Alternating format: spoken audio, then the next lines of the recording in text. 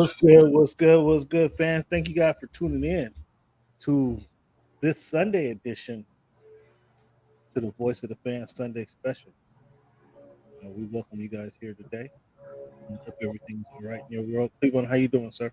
Doing all right, man. Trying to stay cool. Oh my God.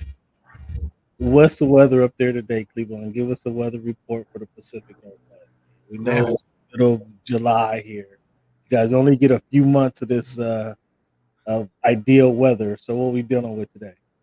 it could get as high as 90s is what is being projected. It sounds like you're complaining. Like, why do I hear complaint in your voice? No, I mean, it's just an adjustment. We're up here on the third floor, and, you go from, 62 to 90. I mean, it's like, 0 to 100. So it's hard. I mean, we'll take Coco for a walk or something. Get out there, enjoy it. Enjoy the weather, man. Go to Coulon Beach, and chill out. I mean, there's not much shade at Coulon Beach if I remember. So I don't know if you want to be sitting in the sun. Yeah, you actually can't walk dogs there for some reason. So you can't walk at Coulon Beach. Well, I mean, it makes sense. Where's the dog park? Do you guys have a dog park nearby? Where's the dog park? There's a couple, but we have little Kobe, so he's just kind of getting his sea legs right now. So no long walks for him just yet. Oh my goodness! So this man, the big guys, he's been dealing with 60-degree weather, 47 and drizzly, and it gets to 90 degrees, and he's complaining. But all right, Cleveland, I'm not going to hold you. I know you want to get outside, enjoy some of the good weather, man. So appreciate you for tuning in, fans. Thank you guys for tuning in. Give yourself a round of applause. I have to start the show like this. This isn't a political show. However, we were inches away from having a historic moment yesterday. And I just want to ask one question, and you guys can answer in the chat. You can see me, hit me up at @ Voice of the Fans. You can hit Cleveland up. Will this situation that happened yesterday, will this change the gun laws in America? I'm very eager and interested to hear that question. I don't hear anybody discussing that. They're discussing, we shouldn't be arguing politically. There should be no violence, political violence, et cetera, et cetera. I want to know, Cleveland, and you don't have to answer this question. I just want to throw it out there. Does this situation encourage others to change the gun laws in America? That's the only thing I want to know. Outside of that, Cleveland, that's my only political rant today. Thank you guys for joining in to the Voice of the Fans Sunday Special. This is the July 14th edition of the Sunday Special. And again, we're here just to give you just to whet your palate, people. Just to whet your palate on some sports topics that has happened since the last time we talked. The last time we talked, Cleveland, was week 300 of the Voice of the Fans podcast. We're starting next week with week 301. So we hope you join us for a full show on Wednesday nights. But thank you guys for tuning in today. Cleveland, once again, give yourself a round of applause for being here with us. And you can answer that question any way you like. I prefer you hit us up at Voice of the Fan, at _ Voice of the Fans on Twitter.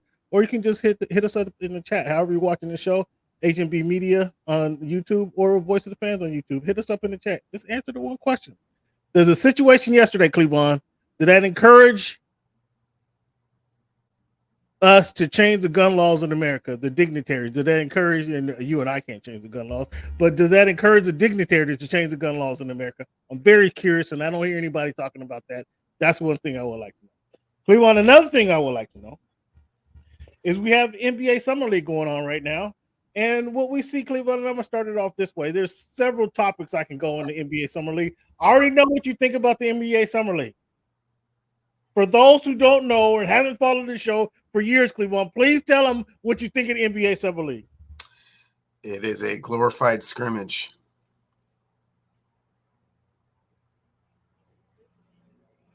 So, fans, now I'm gonna give you this, and I'm gonna give you this little breakdown of Cleveland's athletic career. When you guys go to a basketball court, any basketball court in America, I've been to basketball court from Seattle to Kingsland, Georgia, to Hampton Roads, Virginia, to Los Angeles, California. Haven't been to any basketball courts here in Alabama. A little different in age right now. But I've been to basketball courts all over America. And it doesn't take long, fans. It doesn't take long if you have an eye for talent, if you have an eye for the game. It doesn't take long to see who can play and who can't play, who you want on your team and who you don't want on your team. So with that being said, just in random scrimmages, Cleveland calls it a glorified scrimmage, just in random scrimmages, you can see who can play and who can't play, who you want on your team, who you don't want on your team, who has a future and who doesn't, Cleveland. Do you agree with that, Cleveland? Does it take you long when you go to a tennis court, Cleveland, to see who can hit the ball well, who can't hit the ball well, who might advance in the tournament, who won't advance in the tournament? Does it take you long to do that? Not really, Cam. I mean, not with the naked eye. I mean, obviously, you can't know everything from just a quick snapshot or glance, but you can learn some things. You can learn some things. So, don't you want those few reps, those few extra moments, those time on the court to get an idea of who can get it done and who can't get it done? No, I'm perfectly fine with that, Cameron. I'm perfectly fine with the setup of it. It's just it's so over the top with it now. I mean, it's like this. Come on, that's with everything. They got the guys entering the stadiums before the games. I mean, the guys entering the stadiums before the games. Now there's the whole fit cam that they have. I mean, come on now. Do we need to see that? But that's where we are now. There are other things about Summer League that I find, not concerning, but a little questionable. It's how much stock that you put into it. I mean, on the good side, on the bad side, if you can't get off in Summer League, yeah, we got a problem. Hold that thought. Hold that thought. What did you just say? Repeat that, please. I said, if you don't get off in Summer League, there's a problem. But if you go for 40, it doesn't mean you're going to be a superstar. So, you have to kind of, temper your excitement when people have big games in Summer League. And, if someone's kind of so, maybe don't be so hard on them. But if they really just can't play, then, that's concerning. So, the Summer League, like preseason football, I think I put more stock actually in Summer League than preseason football. Oh boy, not even close, man. Not even close. You put more stock in preseason football than Summer League? Absolutely. How is okay? You're gonna have to explain that one to me. Similar. I think they're very similar. I think they're very similar because preseason football, they're not playing a full game. These guys playing the Summer League are playing a full game. So you get more minutes, more time to see what's happening. And preseason football, you're getting a couple reps. You're really, you want to feel the contact. A rookie really is trying to feel the contact of the speed of NFL football, trying to feel that contact that, now they're doing these simulations, these practice simulations in the NFL, which they're focusing on, third downs, third and 10. What are we going to do on 3rd and 10? 3rd and 7. What plays are we going to run in 3rd and 7? So they're scrimmages that are we're going full speed scrimmages, but it's only situational football. That's what they're doing in football now. So when you get to the game time, it's a little different. Again, you may run a couple series, but you're not running a full game. In Summer League, you're running a full game. So that's more content that you have. More time to evaluate the talent. But I put it. They're about the same. They're really about the same. I believe. You can tell me why you think they're not. But what I want to see, I want to see if the player can grab a rebound. A point guard can grab a rebound in his court vision. I want to see his quicks. Does he have the quicks to get to the hole? I want to see from Donovan Clingan. Does his game translate from college to the NBA? Can he still block shots? I mean, can he still protect the rim? I'm not expecting him to step out to like who's your guy from Milwaukee? I was about to say Big Country Reeves. Your guy from Milwaukee, the center, the Robin Lopez. Is it Brook Lopez? Brook Lopez. Can he step out and shoot the three? I'm not expecting him to do all that. I'm not expecting to be a defensive. I want to be a defensive stopper within the ring, or excuse me, around the rim. But I'm not expecting him to be a defensive stopper out to the top of the key, or again step out and hit the three. I'm not expecting all that yet. I want to see can we get what we anticipated getting from him, and can he show us that? He showed us that last night, or was it last night? Last night he showed us that. Stephon Castle. Can he run the floor? Can he make passes? Can he put the ball in the what I like to see from point guard? Can he put the ball in the shooter's pocket to make their shots as easy as possible? Can he do that? Can he defend? Can he get in some guy's way? Can he create a steal or two? That's all in the NBA. If you get 2 steals a game, you have 2 steals a game. We all know from these from Cleveland now trying to rob Jordan of all of his stats and say Jordan wasn't the GOAT. We all know you get upwards of 2 to 3 steals per game. That puts you on an elite level, right? Those are the things that I'm looking to see. And that's what I saw from last night. When Stephon Castle, I saw that he can run the floor. I saw that he can shoot. He can turn around and shoot the three. He can get to the rim at will. This game is only going to increase once Chris Paul gets in his ear. But there's not a lot of Chris Paul fans out there. But what Chris Paul can do, every team he went to, their winning percentage has elevated in his career. So now he's going to be talking to Stephon Castle, who's a 6'6", 6'7" body and has these ball skills. His game's only going to increase. His game's only going to increase. So that's what I'm looking to see, Cleveland, from Summer League. What are your major takeaways from Summer League, Cleveland? My major takeaways from Summer League so far is that Dalton Knecht was a great pick. Dalton Knecht, yes. His game translates. Zach Edey is a little easier to score than I think people were anticipating. Yeah, not the stiff you thought. No, we're gonna have to get Dave, the sports guy, back on the show. Dave said he's gonna be a stiff, not the stiff that people thought. But now, again, to your point, this is Summer League. This is playing against guys who might not be. Yeah, so in the senior league. See how when it works in your favor, it's a big deal, and when it doesn't work in your favor, it's not a big deal. Again, at 7'4", playing against the rim. I mean, at 7'4", when the game slows down, now he's not going to be running the floor like Jaren Jackson Jr. I don't think he's going to be doing that in the 5th year in the league. But I do think when the game slows down and he gets up court, kind of like Kareem.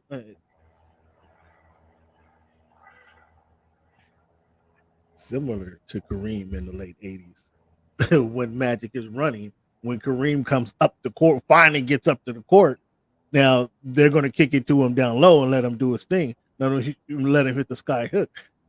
He's not there yet, but that's going to be his opportunity. That's if you get what I'm saying. When I had to slow myself down when I say Kareem because I know Cleveland thinks I drink too much juice sometimes. So yeah, sometimes. But you understand what I'm saying, right? I'm not comparing the man to Kareem Abdul-Jabbar. Right, but again, let's not read too much into the Summer League results, man. You see certain things, and sometimes you see enough, and let's shut it down. For example, when we went, the game before we got to Summer League, Paulo did the 360 in a game. They're like, okay, we've seen enough. Good effort, athleticism, shoots the ball extremely well, rebounds, gets assists. The audition is over. For some of these guys, you're still trying to prove themselves. Brandon Miller is playing in his second Summer League. Not really overly impressive from what I've seen so far. I was expecting a little bit more out of him. No, he was looking comfortable. He was putting up buckets last night. Okay, maybe I didn't see that. I saw the game on Friday, I believe, and I wasn't impressed because he had him mic'd up, and I'm like, he finished the game with. I think he finished the game with like over 20 points, didn't he? If that was yesterday, the game that I saw, it was very subpar. Okay, he was mic'd up and trying to be that guy, and I didn't see the mic'd up portion. I didn't see the mic'd up portion.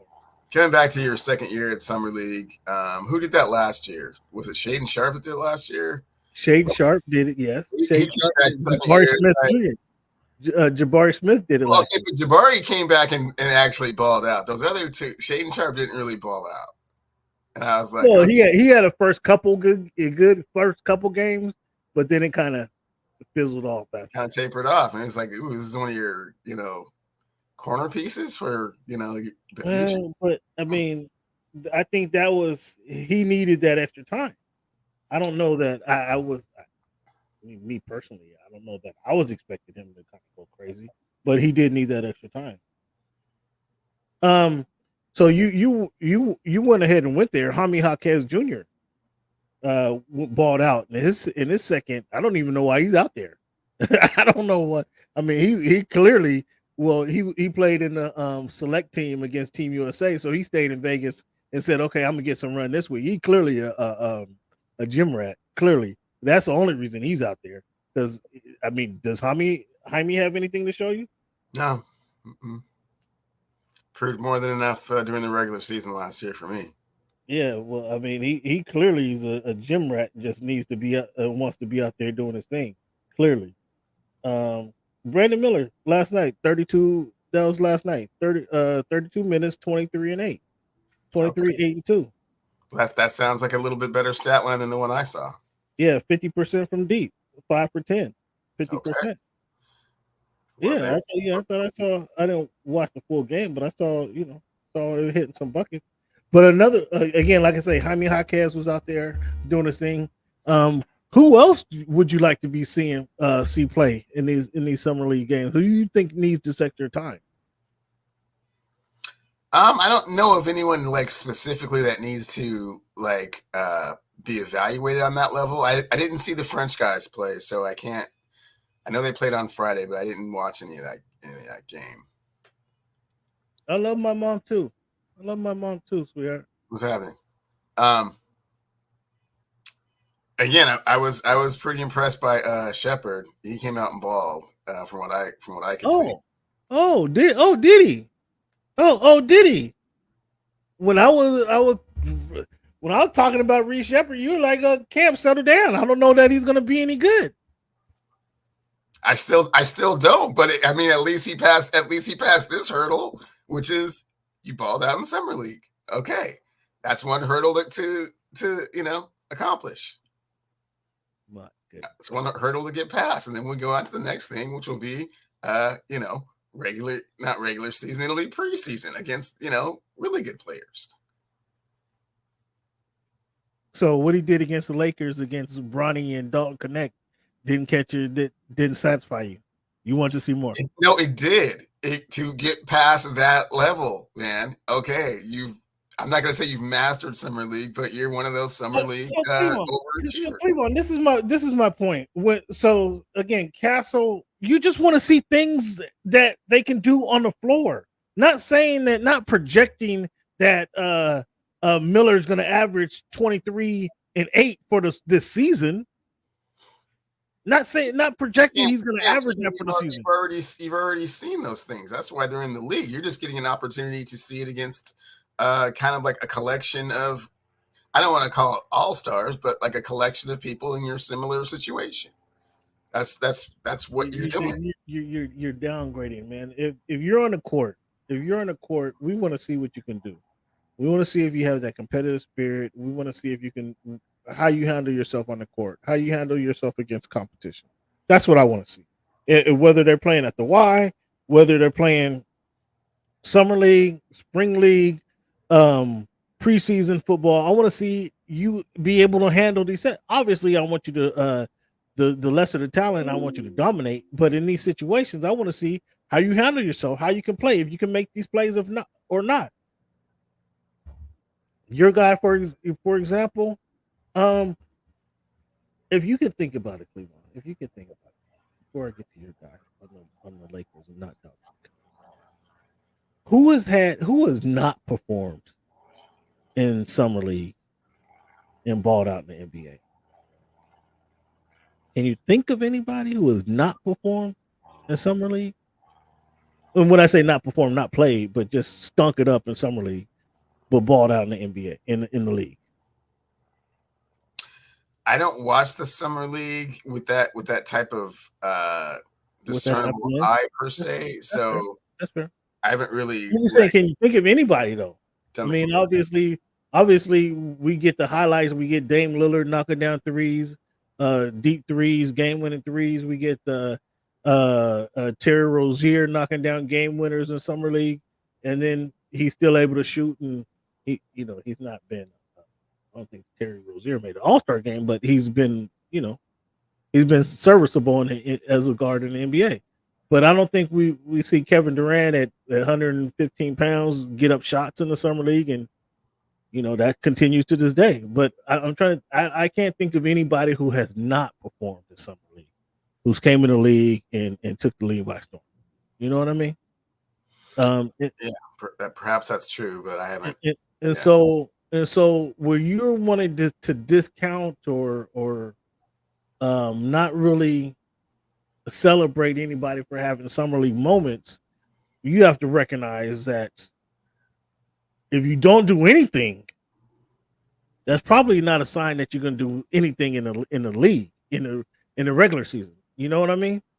So you have to kind of celebrate some of this stuff to a certain point. I get what you're saying. You can't put all your stock in them, and you can't think that Brandon Miller now he averaged 20 in one summer league game. In the second year, he is 23-8. Now we slot him for an All-Star game in the Eastern Conference. I get that point. However, you still want to see him get out there. I want to see Castle, what he can do, and envision him playing against some different talent, and envision him with Wembanyama, what they can do together. You follow what I'm saying? Yeah, you want to see some opportunities to kind of showcase what it is that you can do. That's great.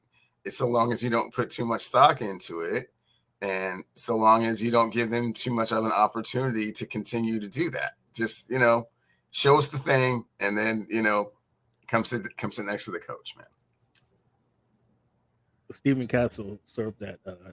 He should be sitting down and just sitting his warm-ups. I can't say not and come in street clothes, because you still want to be a part of the team. I still want to see him go through the drills and maybe practice a little bit and coach his teams up. But I don't think I need to see him tighten up his shoelaces during the game. I don't think I've seen enough from that kid. Same with Klingon, but Klingon is still. I mean, both of these kids is 19 years old. Do you not want to see them play? Do you think they don't need any development at all? I mean, every time on the court. That's not what I'm saying, Cam. I mean, I don't think they need as many reps as you tend to think. I mean, I know you're all about you're of that Thibodeau coaching tree. Just practice and run until you fall down. You can't run no more. I don't believe in that. I mean, if you show me enough, then okay. Let's not. What are we doing here? It's scrimmage. Let's wait until we're scrimmaging against our own team setting up. Cleveland keep reminding us it's scrimmage. Okay. Let's talk about your boy Bronny. He stepped up. He had 8 points his last game against the Houston Rockets. 8 points, 5 rebounds in 26 minutes. 0 from 8 from deep, Cleveland. At least 4 of those were wide open jumpers, and wide open jumpers from not only summer league standards but NBA standards, like wide open. He stepped into one. He got somebody kicked it out to him.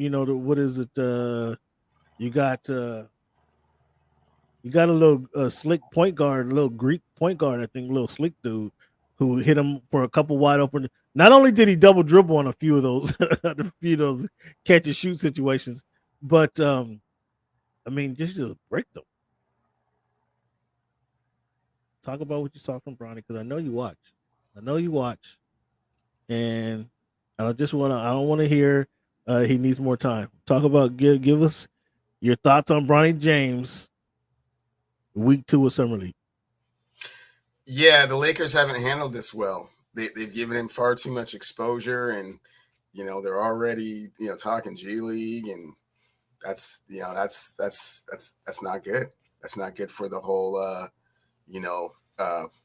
reveal, if you will. The father son thing. I mean, if he goes down in the G League, he'll never come back. So he can't start there.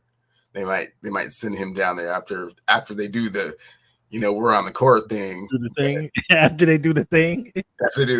But hold on. So he admitted that the question was asked after the game against the Rockets. How would you handle playing in the G League? And he says, I just want to play basketball, no matter what league.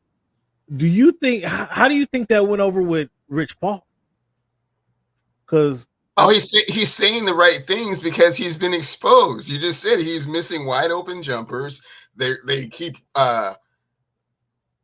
giving him all these compliments about his tenacious, incredible defense. But again, what are we talking about?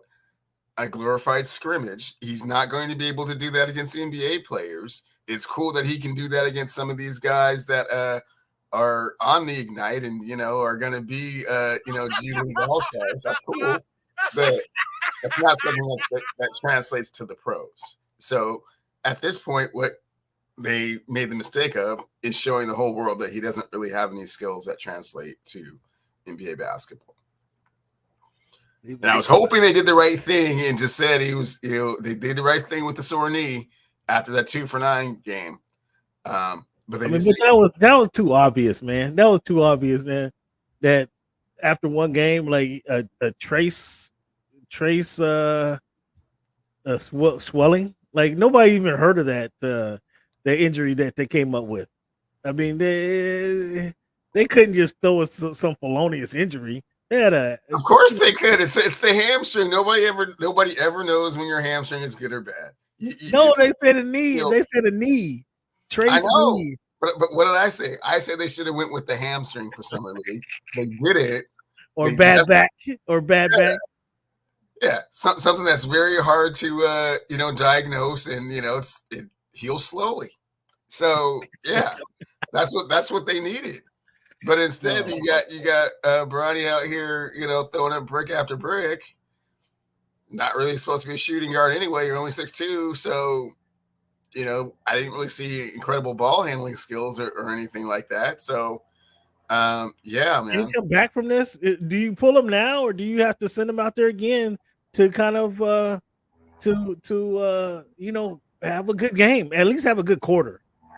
Do you throw him out there again, or I hope they don't. They probably, they have not really, taken my advice, and they've I thought you and Rob was talking about this. I thought you had already sent a message to Rob. What happened? Apparently, he decided to go his own way with things, and it's been a mistake, as you can see. Okay, so what do you advise Rob? Rob, yank the plug right now, and let's wait till preseason starts. Or do you say, Rob, okay, one more game to see if he can get in rhythm? If let him put up 20 points. Yank the plug right now. Yank it right now. So you didn't even want to see it, let him get some confidence going, like at least have a good quarter. Yank him after a good quarter, could say enough's enough. Okay, now come sit down. He's not going to have one of those. I mean, you got to have hope. You don't even have no hope. No. Oh, Cleveland is so cold, man. Cleveland. All right, man. Well, maybe we see some more Dalton Connect. Have you seen enough of Dalton Connect? I have seen enough of Dalton Connect. Yeah. Yeah, I'm pretty convinced he is who we thought he was. Cleveland this weekend, or not this weekend, coming up this week and next couple of days, they have the Major League Baseball All-Star game.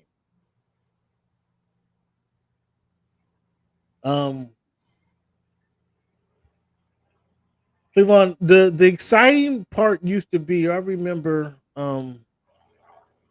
getting to see, growing up in Seattle, they played obviously in the American League, where you did Ozzie Smith. You didn't see Ozzie Smith.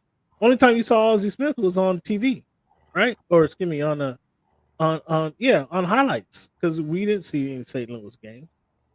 You didn't see the National League players. So the only time you got to see the National League players for the most part is during the All-Star game, right? Actually see them play. I think that was where interleague play was a good thing, because now you get to see these players more often. I think it was a good thing from that standpoint, but it took it lessened the appeal of the All-Star game, because now that we see these players on a regular basis, they come to town a couple times a year. It's a different thing. There is not as a exclusive type of game. Do you understand what I'm saying? Do you get what I'm saying? Yeah, you see some of them, but I don't think interleague play has kind of what's going down, bro. I don't think that interleague play has expanded to the point where you play all the National League teams. So, I mean, you still only play a select few of the. But teams, so. over the years, now you see New York. Now you're going to see the Philadelphia Phillies come to town. You're going to see, the Marlins come to town. You're going to see over the year, every year you don't see it play them all, right? I agree with you. But you're going to see more of them than you not seeing any National League players. You follow what I'm saying? True. That's a good point. So the All-Star, that was a allure of Major League Baseball All-Star game, is now you get to see all of these players play together that haven't played together and won't be playing until the All-Star game. I think that took the luster off the All-Star game. And which made that All-Star, I don't know, I was enamored with when they start the game and they call out all the players in the All-Star team and they line up on different sides, first base line, third base line. I don't know, for some reason I was enamored with that aspect of the Major League Baseball All-Star game. What is your favorite moment of the Major League Baseball All-Star game? I would have to say that it's they have brought some life back to the home run derby, and I got a chance to see that live last year, and it's an awesome spectacle to see live. So of all the things that go on, I would probably say the home run derby is my favorite part of it. But to your point of that, when you're talking about the player announcement, I do kind of miss where all the players kind of had their own uniform, because now they all wear the same uniform. Oh, their home team, yeah, their home team uniform, whether it's light or dark. Yeah. I agree with that as well. So now everybody's wearing the same, which is cool. I mean, they're a team. That's selling purposes. Now we can sell All-Star jerseys versus, we couldn't sell a King Griffey Mariners jersey, right? We couldn't sell that. Thinking about that, I don't know the comparison to Major League Baseball All-Star game is what I like when the NBA did this a few years ago. On their All-Star uniform, they had the stars, a number of All-Star teams that they made. Like Shaq's, had 9 or 10. You know what I'm talking about? If they made 4 All-Star games, they had 4 stars. If they made 6 All-Star games, they had 6 stars. I thought that was pretty dope. Does the Major League Baseball do anything like that? They do not. Oh no, I think the stripes or something. That would be pretty cool. Do you like the format of awarding home field advantage to the team that wins the All-Star game? I'm still not buying it today. They don't do that anymore, do they? As far as I know, what determines who has home field advantage in the All-Star game? Who has home field advantage in the World Series? Excuse me, in the World Series, yeah. What determines that? The team with the better record.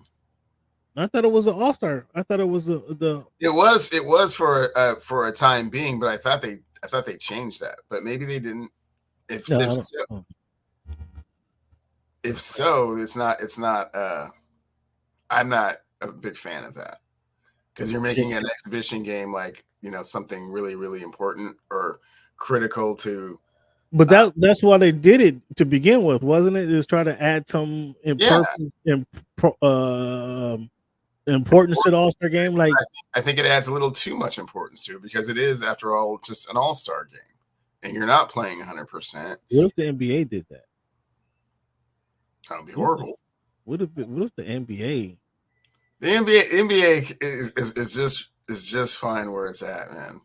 The All-Star game doesn't have to be. You like the 200 point? You like what we saw last year? The 200-point 3-point shooting contest and the dunk contest. We're not going to have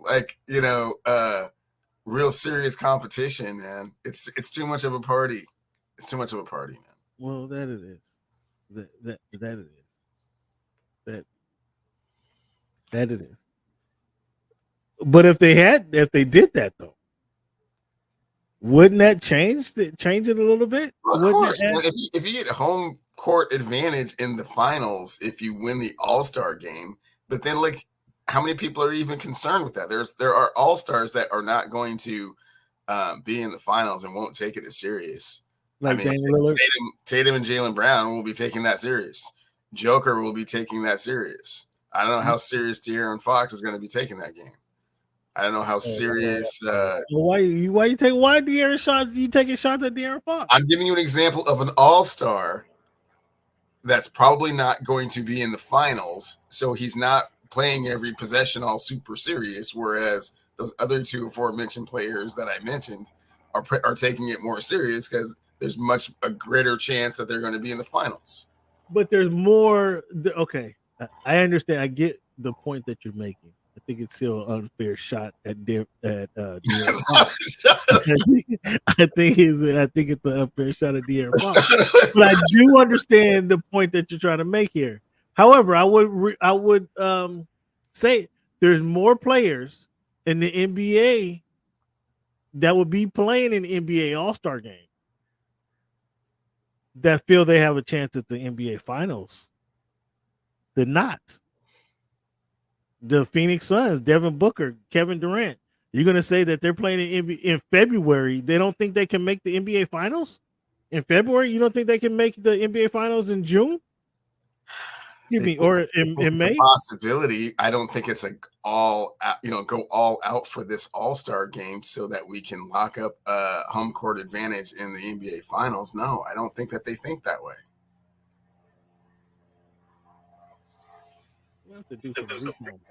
And on top of the fact, it's a party. It's a 4-day party. They're already super duper relaxed. Now you're asking them to be all tense, X's and O's, and that's just not going to be a thing. So you just throw out the NBA All-Star game. You just throwing that out. Should they play the All-Star game? I mean, what do we play? What do we replace the NBA All-Star game with? If you're already saying it's a big party at the end of the weekend that nobody's up for, you're telling me this now in July that in February All-Star weekend comes, it's like whatever. It's not whatever. It's a showcase of the league, right? It's the skills challenge and the 3-point and the dunk contest. Okay. And, so should the All-Star game be on Saturday and the competition, the skills competition? No, the game should still be the signature event. But hey, man, let's not act like these guys are out here giving 100% effort and energy. But we need that. We need that. Why do we need that? Why do we need that, Cam? For what point? What is it? What is the purpose of it? You're putting too much stock in this All-Star thing. Don't we want to see the best talent in the world, the best athletes in the world compete at a high level? That's that video game mentality, man. You want to put your best players up against their best players and see what happens. And let's get after it. Yeah, let's get after it. That's not what this is, man. This is just, hey, you're one of the best players in the league. Why don't you guys play against each other? try and be somewhat competitive about it. All right, we got way off topic because I was talking about the Major League Baseball, but I really like that concept of maybe we need to discuss with Adam Silver making the winner of the NBA All-Star game a home court until they give us what we really want is USA versus the world. The winner of the NBA All-Star game needs to host. Now, maybe the winner of the play-in tournament, because I believe that is East versus West, and maybe that. Here we go. They changed. It's not the play-in. No, the play-in tournament. No, that's. I'm sorry. The what's the in-season tournament? You little garbage in-season tournament. Yeah. Now it's the Emirates Cup. Now they changed it. Now, if you want to make the winner of the Emirates Cup gets NBA slick, right? How they named it the Emirates Cup. Now they collected that Saudi money already. They already collected that. the NBA slick. You see how they named it the Emirates Cup? Nobody gonna question the Emirates. You know the United Emirates. Nobody gonna question that. But you put Saudi Arabia on there, whoo, we got some concerns. I know I'm gonna have to ask David Stern about that, or not David, Adam Silver about that, because I think that'd be a good move to add some excitement. Since Cleveland seems to think the NBA All-Star game is a big party and it's good as it is, I think we need to add something to it. We need these guys competing at a higher level when it comes down to it. Cleveland, just a small trivia question for you, real quick trivia question for you. There's 2 players in Major League Baseball that have recorded 200 home runs and 200 strikeouts, Cleveland. Do you know who those 2 players are? Babe Ruth and Shohei Ohtani. Oh, let's give that man a round of applause. It was Babe Ruth and who? Shohei Ohtani. Why you look so annoyed answering the question? Because you came up with some random stat that obviously you're always pandering to that guy. He's a gambler. A random stat. Degenerate gambler is all. The guy was cleared of all charges. His former interpreter took the charges. Yeah, admitted that those were his charges. I mean, what? I don't know why you keep want to blame him. I don't get it. Sounds like a personal issue to me. No. There's more there, but he's been exonerated and all that. Blah blah blah. Yeah, so leave it alone. Leave the man alone. Get off his case. Doesn't mean that and enjoy the most talented player in baseball since that you've seen. He's the most talented baseball player you've seen in your entire life. No, I saw Barry Bonds play. You didn't see Barry Bonds take the mound. No, I didn't. Are you talking berry seed pre-flaxseed or after flaxseed oil? Which one? I've seen both. So the flaxseed oil didn't have anything to do with the second half of his career. Barry Bonds never failed a drug test. We said flaxseed oil. I didn't say drug test. Flaxseed oil. Those are his words. I'm not stating anything that's untrue. Whatever the case may be, Shohei is on a good trajectory here. Okay, if he continues to put up big numbers for a long time, then he can be in the conversation. Right now, he's not in the conversation. All right, I'm gonna get you riled up here again. This week, Monty Kiffin passed. I'm not sure if you're familiar with Monty Kiffin is. Who Monty Kiffin is? Well, I mean, I'm not sure if you're really familiar with true quality defenses are in the NFL. Monty Kiffin passed. Monty Kiffin, I think Monty Kiffin led the second best defense in all of football. In my opinion, the number one defense being the Chicago Bears. And I say all of football history, NFL history. Would you agree with that? They get 5th place on my list, 5th or 6th. 5th or 6th.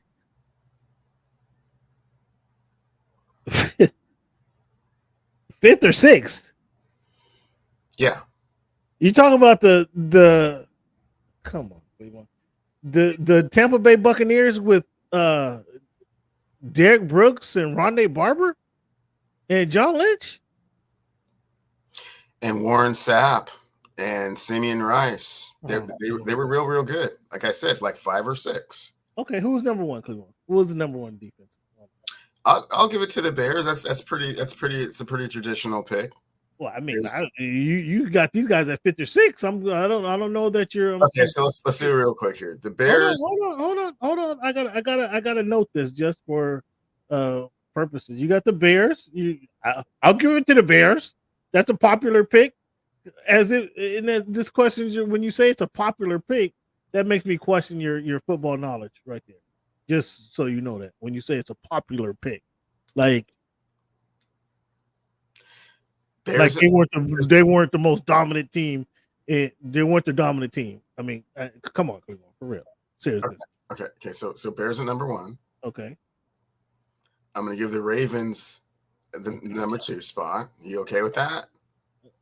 I mean, okay, cool. Yes. So Ravens at number 2. I'm going to give the Steel Curtain the 3 spot. Is you okay with that? Steel Curtain. Which one though? Which one? 78, 70. The one that sent 7 players to the Hall of Fame. That one. How many did the Bears send? I think they have 4 or 5. They don't have as many on the back end. Okay. So we're at 3. So but which one is that? Which one are you sending? Is it? I mean, they were dominant that in the 70s. So what did they win? 74, 75, 70, 78? Yeah. So you want to say the 78? I'm probably sending the 75 or the 77. They were a little younger. Okay. And then okay. So that's 3, right? That's 3, yes. I think the Seattle Seahawks were a better defense than the Tampa Bay defense. Again with the Pro Bowlers, I think the Seahawks were a better defense. The Seahawks weren't beating anybody. But was it 3 years or 4 straight years that they in points allowed and scoring defense? The Bucs went to the Super Bowl after winning the 13-9 NFC Championship game, and after losing to the greatest show on turf 11-6 the year before. So I get that. That's fine, but we're talking about all-time defenses here. So we're at 4. You got the Seahawks at 13. Okay, the 13 Seahawks at 4. Okay. And then how about that Philadelphia Eagles defense with Buddy Ryan? Yeah, they Buddy Ryan defense with Buddy Ryan. The only okay. With Reggie White and Jerome Brown and Clyde Simmons up front. Clyde Simmons was a linebacker, but I hear you. No, I said up front. Seth Joyner, Isaiah Jenkins, Eric Allen. Their problem, and it's unfair. It's unfair. What was that the 88, 89 Eagles? It's unfair. It's unfair to them that the offense wasn't better and they didn't actually win a championship. That is unfair to them. Yeah, and we're saying the same thing about Tampa Bay. Had it not been, they, change coaches, get John Gruden. It's recess for a minute, and everybody kind of loosens up, and they win a Super Bowl. But I feel like that defense comes in right behind those defenses, which is not. I mean, how is that even a knock on the Tampa Bay defense? Okay, 89 Eagles, and then you have the Bucs after them. Yeah. Ooh, that's too low. I mean, Bears, Ravens, Seahawks, Steelers, Seahawks. Bears, Ravens, Steelers, Seahawks, Eagles, and then the Bucs. Okay, who do you have a team after the Bucs that's on that same level? I think you're missing 2 teams here. That's no, not really. The Bucs were kind of the next I don't want to say the next tier, but I mean, after those incredible defenses, I think that's the next best defense. I mean, So I didn't have the Eagles on. I didn't have the Eagles in my top 6. I didn't have the Steelers on the list at all. So those were 2 teams I didn't have. I have Bears, Bucks, Ravens. Like you, I do have the Seahawks at 4. But I have the 0-1 Patriots. The 0-1 Patriots, man. Tom Brady, they don't win that first against who locked down the greatest show on turf. I mean, that team was defense with I know you're gonna take points away. Seymour, Wolfwork, who was a pass rusher who got fighting in the nightclub? Jeez. Willie McGinnis. Willie McGinnis. Ty Law. Oh yeah, you don't give credit to anybody who played for the UW. Ty Law. I didn't play for UW. Lawyer Malloy played for UW. Lawyer. Well, he was on the defense too. The Lawyer Malloy.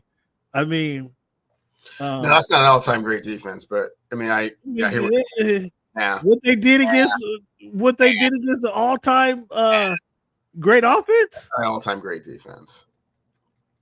I don't know about that. I thought you were gonna go like 49ers or Cowboys if you had some other teams that you were trying to go with, but certainly not that's not. Yeah, they're not on the list. The 86 Giants. They're right behind. They're right behind Tampa Bay. Lawrence Taylor vaults him up to in the top. Just because you have the greatest defensive player in the history of football doesn't mean you have a top 10 defense necessarily. Carl Banks, that was the best linebacker, the best linebacking core that you've seen in your life. There was not a better linebacker core. Yeah, no, 5'3", 5'4" than you've seen in your life. The Bears linebacking core was better. No, they had Perry, Marshall, and Wilson are better than Banks, Taylor, and Carson. Yeah. What? Marshall Singletary and who? Otis Wilson. I mean, the Bears are already up there, and I think the Bears defensive line was much better than Jim Burt and whoever else played on that Giants defensive line. You had Richard Dent, Dan McMike, Dan Hampton. Come on, McMichael. Yeah, they were good. All-time great. The Giants. You don't have the Giants. I had them right behind the Bucks.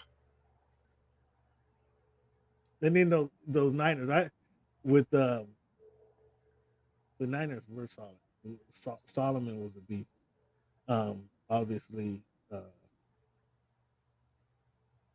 what Dallas defense are you talking about? The 93 Cowboys? 93. What Dallas defense do you have ranked in the top 10? That 93? One is really good, and then in '95 when they get Deion. When they got Deion, because Deion swings the pendulum. He absolutely did. And I mean, they did have your boy too, Haley, Charles Haley, Leon Lett, Big Cat. I mean, Darren Woodson. They had linebackers. They were running, Jimmy stuff.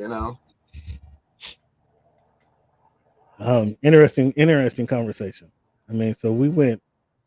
I think we agreed on 2 teams: the 05 Bears and 85 Bears. 85 Bears, excuse me, and the 13 Seahawks. That's the only 2 teams out of the 6 that we agreed on. But they're all on there, just in different orders, and that's fine. That's sports. Yeah, I mean the Eagles. I didn't consider the Eagles. That's one that might have been an oversight, but I guess you got to get there and win. I mean, that's their only thing is they didn't even play in the Super Bowl. That's the only team on this list that didn't win a Super Bowl, though, right? Yeah, I'm gonna say they didn't even play in one. No. And yeah, at least everybody else played in one and won. Everybody else won one. Yeah. Yeah. I mean, they didn't even play in one. So, but they were ferocious. I mean, that's because Buddy didn't care nothing about his offense. He beat his offense up in practice every week. That's that only reason. Fans, we want to thank you guys for tuning in to the Voice of the Fans podcast. Give yourselves a round of applause. Cleveland thought he was going to get away from this. Last week we went really late, and we had a bunch of guests on the show last week, so we weren't able to get to this segment. But fans, I apologize for those who tuned in to hear our top running backs going into this year's fantasy football season. I know Cleveland thought he was going to get away from them because, again, kind of like when the NFL draft date, the week or two before the NFL draft, NFL teams are not being truthful with the media, not being truthful with their fans, not being truthful with their colleagues. Cleveland is going to try to not be truthful with you guys right now. I'm asking him, and I'm gonna give you my honest opinion. I'm asking that we rank our top 10 running backs going into the NFL fantasy football season to kind of educate you guys. That's what I like to do on the show. I like to educate you guys and, give you guys some nuggets that you guys can take and carry on with you so you can be successful in your own leagues. Cleveland thinks I'm trying to pick his brain and use some of this against him. Well, Liddy doesn't know, fans. I've actually won the Voice of the Fans football league when Cleveland was sitting on the sidelines. I've actually won. Fans, you don't want to hear how he won that one. I mean, I don't know. You don't want to hear how we just talked about defenses winning so or not. Ridiculous. We had to change the rules of the league. It was ridiculous. It's got a huge asterisk next to it. What? Oh, now you believe in asterisk? When I talk about the 2000, your win, most definitely. Your win, most definitely. When I talk about the 2020 Los Angeles Lakers, there's no asterisk. Your win, most definitely an asterisk. What rule changes did we have to endure? You can't just make ridiculous trades. It has to be reviewed by the entire league. You can't just call your friends up and say, "Hey, I need this." I don't know what you're talking about. I know you don't. I know that's why it's got a big asterisk by it. Because I win the league. I mean, there's an asterisk. All of a sudden, you guys want to call for rule changes and all this other stuff. I have no idea what you're talking about. Okay, well, if some of the other league members were on this show, they would chime in with their disagreement as well. Mm-hmm. Have you won the Voice of the Fans Fantasy Football League, Cleveland? I have not. Oh, okay. But you want to give me an asterisk? But I play fair. I play by the rules. So I don't know what I did to avert the rules. Since you want to talk about it. No, I'm done. I'm done talking about it. It's in the past. Okay, well, Cleveland, top 5 or top 10 NFL running backs, fantasy football running backs this season. I'll let you go first. Okay, well, my list, fans. The first one will be Christian McCaffrey. He'll be number 1 there. And then you might want to go and get a guy named like Alvin Kamara. Very, very, very productive. You might want to go get a Jaylen Warren. He's going to be productive for you. Oh, Jaylen Warren! Look at you guys! Look at you. You might want to go get a Jonathan Taylor. He's going to, it's going to be pretty productive for you. You might want to go get a Saquon. He's going to get some yards for you. Kenneth Walker III. Running a Grubbs offense here up in Seattle. Might want to go there. A-Chain, because we're not sure if Tua is going to be suited up for all the games because they keep playing around with this cheese over there. Let's see. What's that? 8. No, I got 6. That's 6. McCaffrey, Warren, Taylor, Barkley, Walker, A-Chain. Okay. Well, this is the part where Cameron needs to cover his ears. Travis Etienne. Might want to throw him in there. Jahmyr Gibbs. Might want to throw him in there. He's not on your list. We're not sure what Bijan is going to be able to do in his second season. Might want to throw him in there. And then, Derrick Henry. Henry, you expecting a lot from Henry? I'm expecting a lot from Henry.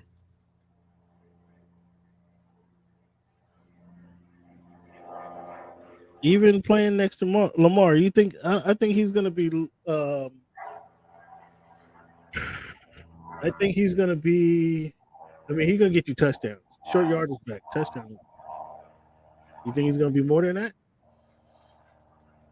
Well, they haven't had a solid running game in several years. I mean, they always have.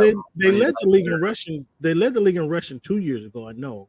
I'm not sure if last year. I think they led the league in rushing attempts last year. But they've been running back by committee.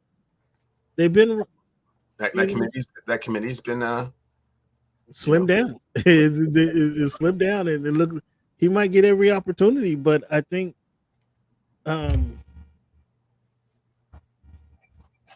it's going to be interesting how to use him and Lamar, how to use those guys together.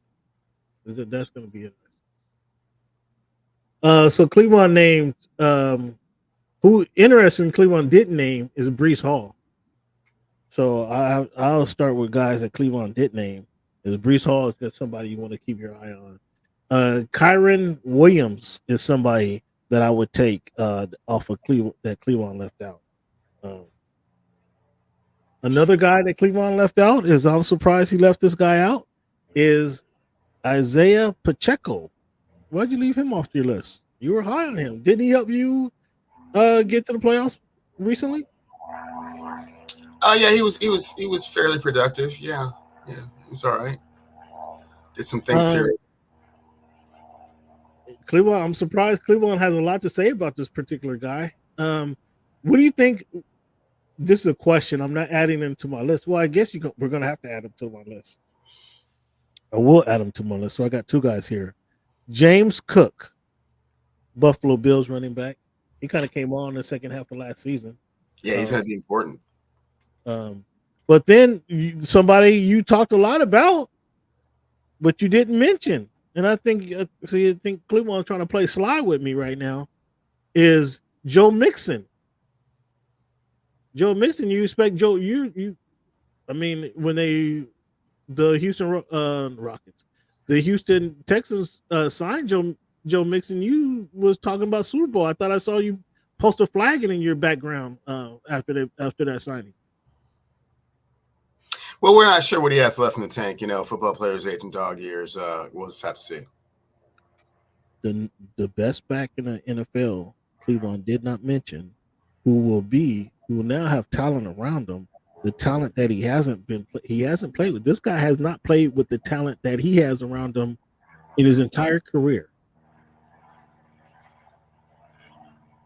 And now he has a legitimate opportunity to lead the NFL again. He already led the league in rushing 1 year out of his 4 years. He has a legitimate opportunity to lead the league again because, again, as I mentioned, he's playing with more talent than he ever played with in his career. Cleveland, who am I talking about? I'm not sure, Cam. Can you enlighten us? Josh Jacobs. Josh Jacobs.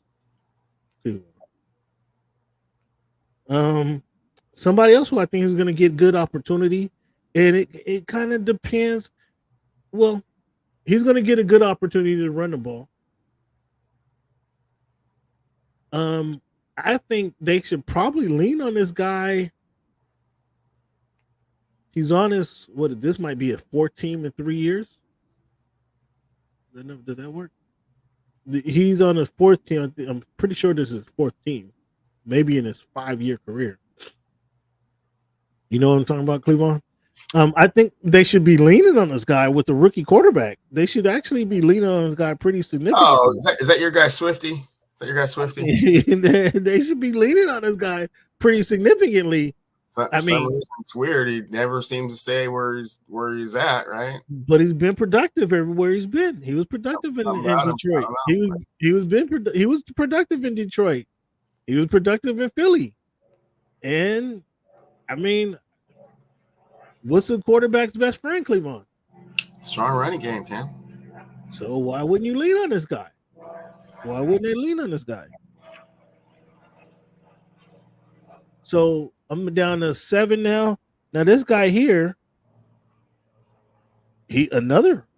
I'm gonna ask you another question, Cleveland. What's the best friend of a young quarterback? What's the best friend of a quarterback? Not young or old, Cleveland. Strong running game. And when you don't know who your quarterback is, although you have the highest paid receiver in the NFL, you have no idea who your quarterback is or going to be. You need a strong running game to help out that offense. And Aaron Jones in Minnesota should be somebody that you guys, fantasy football players, should be identifying because he's proven in Green Bay that he can get the carries and be productive. Now he's going to be in Minnesota. Again, he's not going to have much a quarterback to work with, but if they give him the ball, that's going to ease the burden of the quarterback. Would you agree there? I would 100% agree with that. So down my 9th and 10th pick that Cleveland did not mention. He mentioned Jaylen Warren.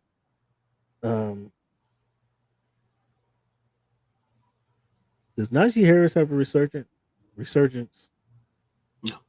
I wouldn't take him, but does he have a resurgence?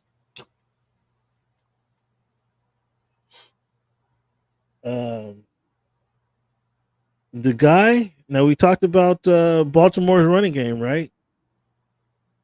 But the guy that they kicked to the curb, who was their short yardage back, is now going to be given the opportunity. We talked about Baltimore's running game being running back by committee, right? And their short yardage specialist was Gus Edwards. Now Gus Edwards is going to get a chance to have most of the opportunities. I don't want to say all the opportunities, most of the opportunities. Playing behind Justin Herbert and the Los Angeles Chargers, and with Harbaugh, who we know wants to run the ball. I think Gus Edwards would be a good pickup right here. J.K. Dobbins is also on that team, but I don't think J.K. Dobbins can stay healthy. So I'm not going to add him on my list. I'm hesitant, Cleveland, but out of respect, I'm going to add this guy to my list. Although I'm hesitant, out of respect. He showed that he can do it before, but can he do it a second time? Can he rehab from a knee injury? We know knee injuries aren't what they used to be. But this guy's already done it. Rebound from a knee injury and been a special running back in the NFL. Can he do it a second time, Cleveland? Who am I talking about? The guy in Cleveland. Chubby guy, yeah. I'm not quite sure what to think about him. He's done it once. Can he do it again? But out of respect, because he's done it one time.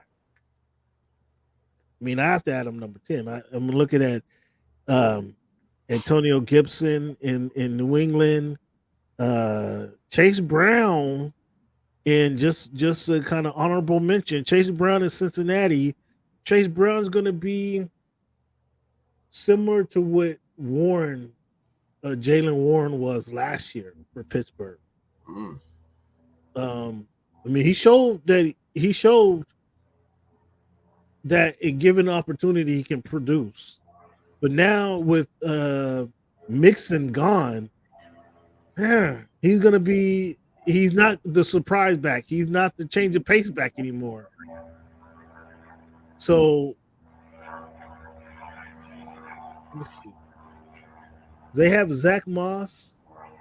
So he still might be in that same position. although Zach Moss isn't Joe Mixon, so he might have more opportunity. Actually, I think that might be not be a bad pick in the fifth, sixth round. Chase Brown. Um, what do you think of Blake Corum in with the Rams? They have Kyron Williams. Can Kyron stay healthy enough to keep Blake Corum off the field? Or I think so. You think Kyron can stay healthy and long enough to keep him off the field? I think so. No, he's still going to need. There's still going to be times where Kyron needs a breather, and is Corum good enough to fill in that role? Who knows? Chuba Hubbard and Miles Sanders. What do you think of that duo in Carolina? He's shaking his head. No, not impressed. Not impressed. I'm looking down at the list is getting kind of thin now that we're in the fourth or fifth round. I mean, Keaton Mitchell. He has a solid role behind Derrick Henry. Can Keaton Mitchell be that change of pace back in Baltimore? But it's getting real thin. So you better get your backs kind of in the first few rounds. This is getting Amir Abdullah. What do you? I was high on Amir at one point. I was high on Amir at one point. I was. Deuce Vaughn. Any thoughts of Deuce Vaughn? Deuce Vaughn doing anything? I think we went through our top 20 fans. We went through our top 20 running backs to choose from in the fantasy football. Anybody you want to add, or was a lead omitted, or that we didn't mention, Cleveland? I don't think so, Cam. I think I've revealed as much as fans need to hear. Oh, look, he doesn't want to talk about it. He tried to skip out of it. He don't want to talk about it no more, fans. You see how he does? I'm trying to give you guys real answers. Cleveland don't even want to touch on it. So, but fans, I want to thank you guys for tuning in to the Voice of the Fans podcast. This is here again, Sunday special. Just want to wet your palate, man. Just to feel your, give you guys something to think about, or just touch up on some topics that just been most current. Cleveland, what do you think about Alcaraz winning a second consecutive Wimbledon title? Is he the best ever? What was he ranked number one? No, Sinner was ranked number one and was the number one seed coming into the tournament. So, Alcaraz has won back-to-back Grand Slam titles and back-to-back Wimbledons. So he's going to be number one within the next couple of weeks, huh? I think what I heard was that no matter what the results were, because Sinner got pretty deep into the Wimbledon tournament, that he'll still be ranked number one. He may not necessarily be seeded number one at the U.S. Open, but he will probably still maintain his number one ranking. What is the most prestigious? Isn't Wimbledon the most prestigious Grand Slam? Of the four, yeah. I think Alcaraz deserves it, man. He was just beating a guy who was everybody was hating on. Does he get a not a negative, but does it get knocked down because Djokovic is coming off the surgery recently? No, Djokovic is playing incredible. Was running through the draw and got to the finals. He just ran up against Carlos Alcaraz. How much more does Djokovic has, do you think? I think he's got at least 4 more years, probably. 4 more years? Yeah, he's playing at an elite level. I mean, this knee injury was kind of, I don't want to say signal the downfall. It always comes down to health, right? Nadal and his back, haven't been, he hasn't been the same. That's why Federer, had to leave the game. So, so long as he maintains his health, it's not that his game has deteriorated at any, he won the Australian, he won the first Grand Slam of the year already. So he got hurt at the French, and then you get to the finals of Wimbledon. So isn't he isn't he in his he's in his late 30s. You think he's gonna play into his 40s? I think he keeps himself in incredible shape. I mean, you never know about these things, but I think he could probably play 3 or 4 more years. Yeah, at an elite level. Wow, wow, that'd be impressive. This isn't a that's not a pace yourself type of game. Tennis, right? I mean, it's not a game where you can go out there and in basketball you can get to your right spots. You can kind of uh, get to a place on the floor where nobody's going to speed you up, right? You can kind of play at a certain pace if you're good enough, right? Tennis, like you have to run and chase that ball. You have to run, or am I wrong? Can you play at a certain pace where the guy hit the ball right back to you at the same spot every time? No, I mean, what he'll have to do is just kind of impose his will on lesser opponents, and save his best for the best. Mm. Okay. Once again, fans, I want to thank you guys for tuning in. Give Cleveland a round of applause for coming in here on a hot Sunday morning and up in the Pacific Northwest. So, what's the rest of the day look like for you? You gonna take the dog for a walk, man? Eat some ice cubes? How you gonna cool off? I think a little bit of both. Yeah, both of those again. I'd probably get out there on the court, On what court? tennis court. Huh? On the tennis court. Now, don't go out there trying to hurt yourself, man. I know Wimbledon. They just had Wimbledon, and you were looking at the young guy Alcaraz win another Wimbledon. Don't go out there trying to hurt yourself. Who you playing with? You hitting the ball against the ball against the wall? Is that what you're doing? No, I was playing with Lo. I was playing with my wife. I want to see a scorecard. I want to see a scorecard. Are you guys keeping score?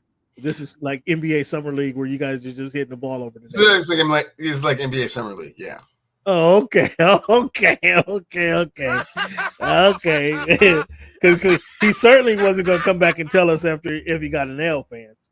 Believe that. So he says it's like Summer League. Okay, fans, we'll buy that. They're just getting some practice in, just hitting the ball over there, letting the little puppy run and chase the ball back and forth. Okay. All right. Well, make sure you stay hydrated. Stay hydrated with the rest of you guys, fans. It's getting hot all over the country. I got AC kicking, so I'll probably go sit down. I might watch Serena. What, have you seen the special on Serena? I might go turn the special on Serena. I've seen excerpts from the first one. I haven't actually watched it yet. Okay, did you see Serena dancing to Kendrick Lamar on the ESPY Awards? No. Yeah, she hit the crip walk at the Wimbledon, didn't she? So she did on center court. That was wild. Yeah. I mean, I thought it was cool. Everyone else tripped out about it. Yeah, it's the same. That's how she opened up the ESPY Awards. So, I didn't watch the whole awards. I just saw that. I see some excerpts. What? You didn't watch the whole awards? Okay. No. And that's usually your signature, event. So. I hate that I'm not there. Is what I'm. Oh, okay, I see. I see. Man, there's so much to watch when you've actually been there. I get that. So much has happened in just this past week in Los Angeles, man. Oh, it pains me. It pains me. And real quickly, the Intuit media had a chance to go through the Intuit. Check it out. Check out the definitive. You heard my man Thomas say the other day he don't want to go see a hole in the wall. Well, if you keep up, the building's about to open up on the 15th of August. Okay, they just had the walkthrough for the media this past week to let them see the stadium, let them see what's going on with no fans in the building. I missed that opportunity. The Chargers had a brand new practice facility that they unveiled. They moved from Costa Mesa to El Segundo, which would be like moving from Auburn to downtown Renton. Just more convenience for. They're a good considerable amount of media complaining about it, I'm sure. But El Segundo's a hidden gem within Southern California. But it's right in the central centrally located to Southern in Los Angeles. El Segundo is, but they opened up a brand new facility, new training camp, with the practice facility, with everything is right there. 3 fields, I think. The locker room, the training room, the front office, everything is right there, centrally located in El Segundo, California. But they just unveiled that this week. Missed that opportunity. And then the SB, not only the SB award show, but the red carpet is the thing where you get to, chat, mingle, and stars, and everything else. I miss Southern California, fans. That was a long way to say I miss Southern California. Enough about me and about my diatribe. Enjoy the rest of your Sunday. Cleveland, thanks for tuning in to the Voices Fans podcast. Fans, I hit that a little early.